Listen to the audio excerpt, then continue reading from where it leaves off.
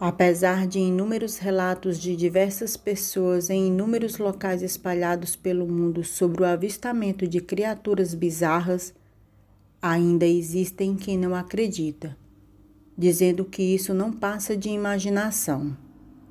Será mesmo? Eu me chamo Mari Duarte e este é o canal Contos de Terror.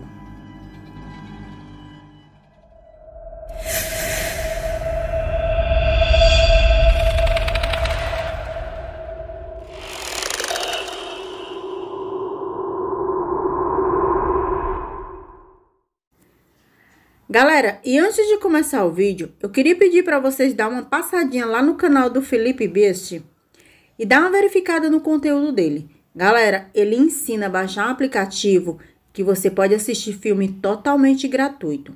Filme de terror, filme de ação, série, tudo que você possa imaginar. Galera, passa lá no canal, dá essa força pro Felipe, é mais um parceiro aqui do canal.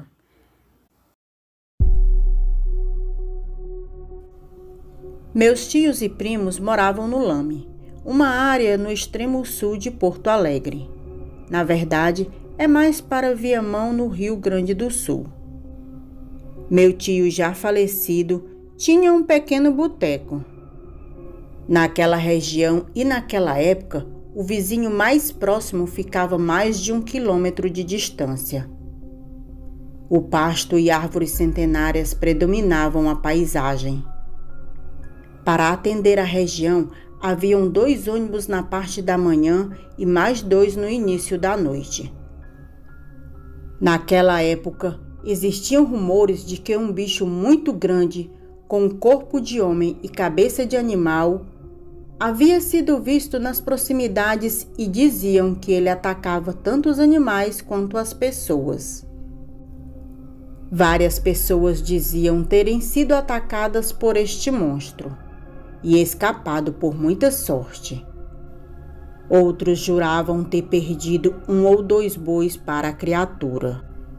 Minha tia, muito cética, dedicada aos filhos e afazeres do dia a dia, não gostava de dar atenção a estas invenções do povo, conforme dizia. Porém, certo dia, suas descrenças foram postas à prova. Estava ela e um de meus primos retornando à sua casa de ônibus, já na escuridão da noite. Menos de 10 pessoas estavam no ônibus, quando em uma determinada parte do trajeto, alguma coisa muito grande saiu do mato e bateu na lateral direita do coletivo e voltou para o mato.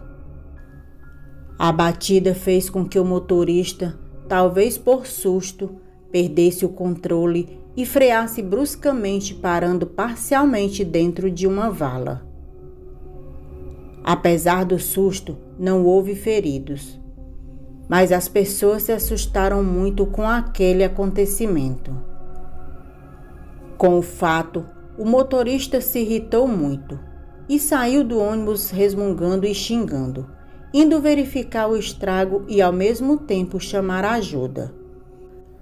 Por estarem no escuro e ainda muito longe de casa, todos ficaram em seus lugares. Poucos minutos após a saída do motorista, todos ouviram um grunhido estranho, o qual não poderia ser de algum animal ou ser humano, segundo as testemunhas contaram. Com isso, as pessoas entraram em pânico e começaram a se aglomerar bem junto à cadeira do cobrador. O silêncio tomou conta das pessoas. Todos ficaram atentos a todo som externo. Quando, sem aviso, uma nova batida foi dada na mesma lateral do ônibus. Todos se levantaram e correram para o lado contrário. Algumas das pessoas começaram a chorar e rezar, sendo que uma senhora ficou descontrolada e minha tia, com muito medo, permaneceu protegendo seu filho. Neste instante, o ônibus começou a ser violentamente sacudido, como se algo ou alguma coisa estivesse chacoalhando o veículo de um lado para o outro. O pavor ia crescendo à medida que o ônibus balançava. Parecia que seria tombado a qualquer momento. Observando através das janelas, podia-se ver um vulto grande do lado de fora, mas não dava para saber o que era aquilo. Sem o menor aviso, tudo parou, e o que quer que fosse que estava provocando aquilo começou a se dirigir para a frente do ônibus, onde a porta estava aberta. Neste momento, um pavor tão grande tomou conta da minha tia que ela queria morrer e não ver o que os atacava. Antes mesmo da criatura entrar no ônibus, foi possível sentir o cheiro terrível de algo podre, insuportável. Todos fugiram para o fundo do ônibus e se encolheram em um só canto, o que os fez parecer como uma única disforme massa de gente amontoada. Quem teve coragem de olhar jura ter visto um grande homem nu, de pele escura, com uma enorme cabeça de bode, com chifres enormes e olhos amarelos, o qual correu até a roleta e parou. Ficou alguns segundos forçando e bufando raivosamente, para em seguida dar as costas, descer do ônibus e desaparecer no mato. O choro desenfreado tomou conta das pessoas. As pessoas estavam em choque, totalmente apavoradas. O cobrador pulou a roleta e correu para fechar a porta do coletivo. Alguns longos minutos se passaram quando um outro ônibus encostou ao lado deste. Um outro motorista, que foi chamado para socorrer o carro estragado, foi informado do ocorrido e saiu para encontrar o primeiro motorista, que ainda não tinha retornado. Por sorte, estava andando no acostamento da estrada, retornando do local que ligou para a empresa de ônibus. A brigada militar foi acionada. Vieram ambulâncias, peritos, rádio e televisão. O caso foi repercutido por alguns meses, havendo até matérias de jornal e entrevistas com as vítimas. Grupos de buscas procuraram rastros da criatura, mas nunca foram encontrados. Várias teses foram formuladas sobre o que teria atacado o ônibus, mas nada comprovado.